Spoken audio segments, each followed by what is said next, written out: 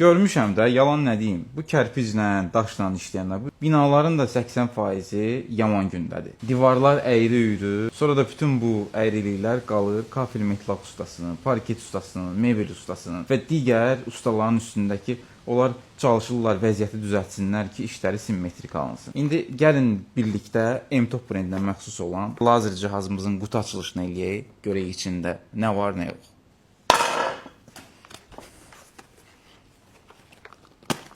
Glamur bir çanta çıxır. Bir ədəd belə USB, kənardan idarə etmək üçün pult və cihazımızın özü.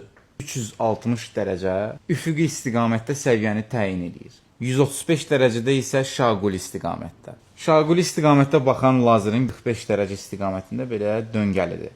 Məhz bu onun üçün nəzərdə tutulub ki, lazerin işarəsini tavana qədər rahat görə biləsiniz. Type-C adapterlə şarj olunur. Yaşıl lazerin əsas üstünlükləri ondan ibarətdir ki, günorta vaxtı rahat görmək mümkündür.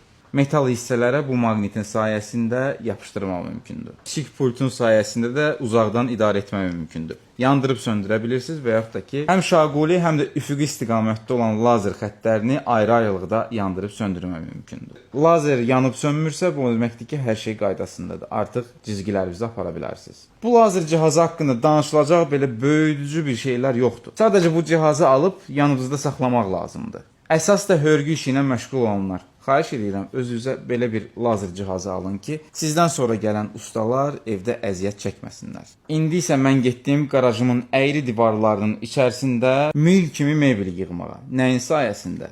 Bax bu cihazın sayəsində. Görüşərik.